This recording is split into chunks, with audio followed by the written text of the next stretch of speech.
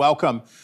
You heard me pressing Congressman Ryan on Democrats dunking on Trump and Vance's comments about Haitian immigrants in Springfield, Ohio. But in your district, which includes some of Atlanta's northern suburbs, sort of the cruelty here and some of the dishonest rhetoric is part of why Trump is struggling in what should be a safe red state, right? Aren't there a lot of folks in Gwinnett and Cobb counties that are put off by this stuff? Oh, well, actually, I have a huge Haitian population there, several churches. I have a very strong relationship with them. As a matter of fact, I have lunch with some of the ministers. But the fact of the matter is, Haitians are natural conservatives. People don't realize that. Haitians have come over here looking for the American dream just like everybody else. They're socially conservative. They want the American dream. And ironically, they really don't like the Clintons. Look into that. Everybody out there. Oh, yeah, that's true. Yeah. Haiti, they don't like them. That's right. Yeah. But if you say that they steal their neighbors' pets and eat them, it probably makes it harder for those Haitian voters to embrace the Republican Party, right? It's become quite a meme, but I think most people are looking at things that affect them at the gas station. They look at what's happening at the border. They don't blame the Republicans for the border. I promise you that. 15 million people didn't come across during the Trump administration. I don't care what the former congressman said. That's a flat-out lie. Okay, back here in Washington, you've got to come back. You got to come back and do it. We're here already, but you're going to have to come back and do it. There is reporting that Speaker Johnson is set to abandon his move to tie a government funding bill with the SAVE Act, which would require voters to prove their U.S. citizenship, and instead punt and put a 3-month funding bill up for a vote in the next few days. What are you hearing? What's the latest? Yeah, that's what I've heard also. One of the things that extending for 6 months would do would jam the military funding project. Basically, all the way that we do the NDAA for armed services, it wouldn't work extending it through March. That's why Mike Rogers was against it. Quite frankly, we already passed the SAVE Act. Everybody knows the Republicans stood for voter liability and made sure that we had accountability with everybody who votes. We don't want people coming here and illegally voting. That's against the law. It shouldn't be. We wanted to codify that. American people don't want cheating in elections. Quite frankly, Schumer showed no intention of having anything to do with it. He says, "Oh, it's a scam." Well, then just pass it. If you think that it's already out there, why are you so staunchly against it? It's obvious when you bring 15 million people here, never been done before in the history of the United States. That's like 20 congressional seats, by the way, worth of people who can't pay taxes, who can't work, who literally are going to consume resources at the taxpayers' expense. Many of them criminals, 2 million that we don't even know who they are because they never got caught. We know there's criminals here from Venezuela. We know there's spies from China. We know we've got a record number of spies and people on lists at the border.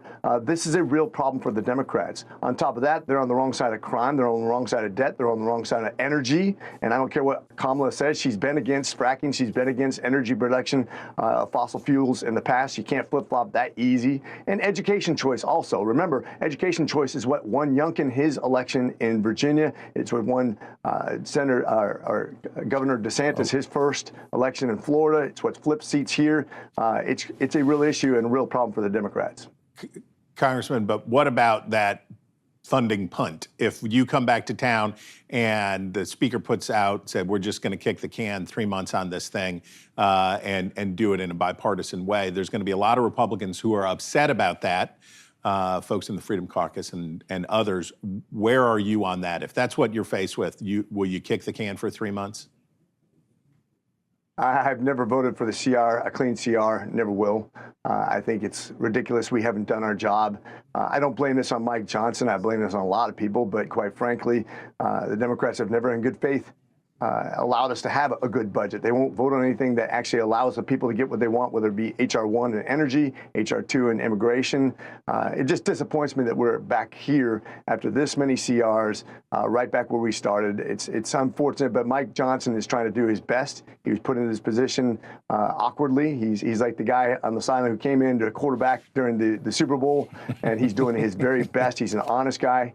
He's a humble guy, but this is a tough job. He's trying to keep the government from shutting down, because if we don't shut down, we have a good chance of getting the Senate and keeping the majority, hopefully getting the president in there and actually really getting some good things done. Okay, on Friday, Georgia State Election Board voted to require counties to hand count all ballots.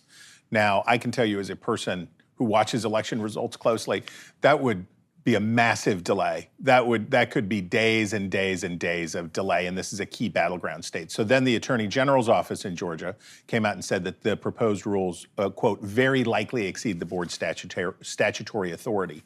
Did Georgia State Election Board make a mistake here? Well, I talked to one of the members, Janelle King, a very respected member, about the vote, why she voted that way. And she basically explained that this is non-binding. It is to keep people from second-guessing election results. It's per precinct, so it's just staying like probably less than an hour after the close of polls, because each precinct has an average of about 300 votes on that night. It doesn't take long to count out 300 ballots. Obviously, you're going to count several per minute, right? I mean, it wouldn't take that long at all to count up, and then you have them packaged up, and as long as it matches the number of people who voted, it makes sense. It's just one more safeguard to make sure that there's not added votes later. And that's one of the things that we in Georgia are very concerned with, given the last round of presidential elections and what happened at 2 o'clock in the morning. Well, wait a minute. What happened at 2 o'clock in the morning? I'll tell you what happened to me in my election. I was told I won by a nonpartisan person who had managed 6 elections prior, a lawyer who said, congratulations, there's no way that the provisional votes can overcome the lead that you have in your race. You're going to be our next congressman. Then at about 1:45 in the morning, I got a call. Oh, we found like there's 70,000 votes. We don't know where they came from, but we don't think we count them. I'm like, what do you mean you don't know? And they said, well, let me call you back. And then they called me, no, I'm sorry. Our computers crashed like 7 times. I'm sorry. I don't know what's happening. We're going to check into this, but we think you're good to go. Then they called me back again. Now, this went on 4 times a night. I'm not making this stuff up. I don't even know what happened. I'm not even saying anything wrong happened, but it sure was a weird night in Georgia when at 2 o'clock in the morning, they found a bunch of votes, their computers crashed a bunch of times, and all of a sudden I went from being the assured winner to the loser, 1% up to 2% down. I don't know what happened. I'm not saying anything nefarious happened, but it sure was a weird night, wasn't it? Well, but you know that those weren't found votes, right? They were counting votes that were already cast. They weren't new votes, right? Well, that's what I asked, and they never gave me an answer.